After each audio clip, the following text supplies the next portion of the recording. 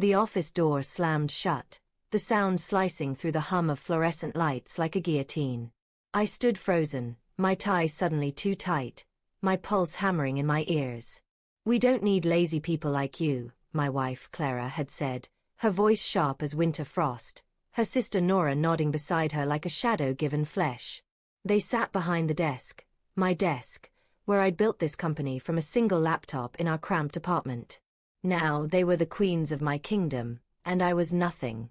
The words echoed, each syllable a shard of glass in my chest. How had it come to this?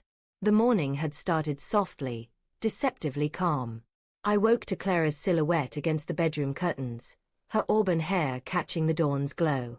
She was already dressed, her navy blazer crisp, her movements precise as she packed her briefcase. "Big day," she'd murmured, barely glancing at me. I'd smiled, chalking it up to her ambition, the fire I'd always loved. She and Nora had been working late, planning the transition since we'd agreed to let them take the helm of Apex Solutions. My idea, really. Clara deserved it, I'd told myself. She'd earned it. But there was a distance in her eyes, a flicker I'd ignored for weeks. The way she'd linger at the office with Nora, their whispers cutting off when I entered. The way she'd brush off my questions about the new contracts, saying, "Don't worry, Tom, we've got this." I'd trusted her. God, I'd trusted her. The office was a hive of muted chaos when I arrived. Phones buzzed, keyboards clacked, but the air felt thick, like the moment before a storm breaks. Employees darted glances at me, their eyes skittering away too quickly.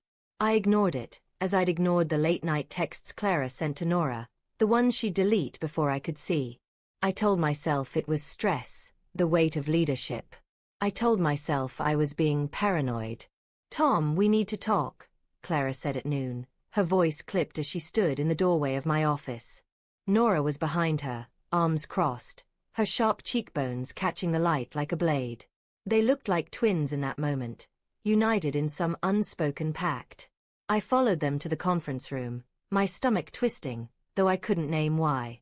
The room smelled of stale coffee and polished wood. The long table gleamed under the skylight, and I sat across from them, my chair creaking like a warning. Clara's hands were folded, her nails painted a deep crimson I didn't recognize. Nora's gaze was steady, unyielding, her lips a thin line.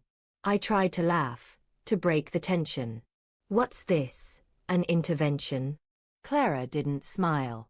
"We're restructuring," she said, her voice flat. "Apex needs fresh blood. People who can keep up." Her eyes met mine, and I saw it. A glint of something cold, something I'd never seen in the woman who'd cried in my arms when her father died, who'd laughed with me over cheap wine on our honeymoon. "Keep up." I echoed, my throat dry. "Clara, I built this place. Every client, every deal." "Was years ago," Nora cut in, her voice like a whip. "You've been coasting, Tom. Resting on your laurels while we've been carrying the load." I stared at Clara, waiting for her to contradict her sister, to defend me. She didn't. Her silence was a blade, sliding deeper with every second. "Clara," I said, my voice breaking, "what's going on?" She leaned forward, her expression softening just enough to twist the knife. "Tom, we need to be realistic. The board agrees. You're not contributing anymore. We can't afford dead weight." Dead weight. The words landed like a punch, stealing my breath. I saw our life together flash before me. Late nights coding side by side, her hand in mine at company galas, the way she'd kiss my forehead when I doubted myself. Had it all been a lie? "Clara," I whispered, "this is us. How can you do this?" Her eyes flickered, a moment of something. Guilt? Pity? Before they hardened again. "It's business, Tom. Nothing personal. Nothing personal." The room spun, the skylight's glare burning my eyes. I stumbled to my feet, my hands trembling. "You're firing me? Your husband?" Nora stood, her heels clicking on the floor. "You'll get a severance package. Be grateful for that." I didn't look at her. I couldn't. My gaze was locked on Clara, searching for the woman I loved, the one who'd promised forever. She looked away, her jaw tight, and in that moment, I knew. This wasn't just about the company. There was something else, something darker. I left the conference room in a daze, the office a blur of faces and whispers. My desk was already cleared, my belongings in a cardboard box by the door. They'd planned this. How long? Weeks. Months. I thought of the late-night meetings, the locked file cabinets, the way Clara had stopped wearing her wedding ring, claiming it was uncomfortable. Red flags I'd painted over with trust. I drove home, the city's lights smearing like tears through the windshield. Our house, our home, felt foreign, its white walls and hardwood floors mocking me with memories. Clara's perfume lingered in the air, sweet and sharp, like betrayal. I poured a whiskey, my hands shaking, and sat at the kitchen table, replaying every moment, every word. Then I saw it, her laptop, left open on the counter. I shouldn't have looked. I knew it even as my fingers moved, clicking through her emails. But I had to know. The truth was there, buried in a thread with Nora, subject line, plan forward. Messages about easing him out, about new leadership, about a merger they'd hidden from me.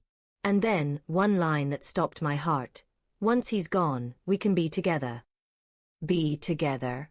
My mind reeled, grasping at fragments. Clara and Nora? No, that didn't fit. I scrolled further, my breath hitching. An email from a name I didn't recognize. Elliot Grayson, a rival CEO. Clara, my love. It began, and my world shattered. Late-night meetings, business trips, her sudden need for space. It wasn't Nora. It was him. The front door clicked open, and Clara's heels echoed in the hall. I didn't move, the laptop's glow illuminating my face like a confession. She froze when she saw me, her eyes widening. "Tom," she said, her voice soft, almost tender. "You weren't supposed to see that." Supposed to. I laughed, the sound raw and jagged. "You fired me, Clara. You betrayed me. And now this. An affair." Her face crumpled, but only for a moment. "It's not what you think," she said, stepping closer. "Elliot. He understands me. He sees what I'm capable of. You were holding me back. Holding you back." My voice rose, cracking. "I gave you everything. This company, this life. You gave me a cage," she snapped, her eyes blazing. "You wanted me to stay your perfect little wife, not a leader." Elliot saw me for who I am. The words burned, each one a fresh wound. I wanted to scream, to beg, to shake her until the Clara I loved came back. But she was gone, replaced by this stranger with my wife's face. I stood, the whiskey glass cold in my hand. "Get out," I said, my voice low, trembling with rage and grief. She didn't move. "Tom, we can work this out." "Get out." She left, the door closing softly, a finality that echoed louder than any slam. I sank to the floor, the laptop still open, its light casting shadows across the room. The company was gone. My wife was gone. But in the silence, a spark flickered. Anger, yes, but something else too. Resolve. They thought they'd broken me. They were wrong. Tomorrow, I'd fight.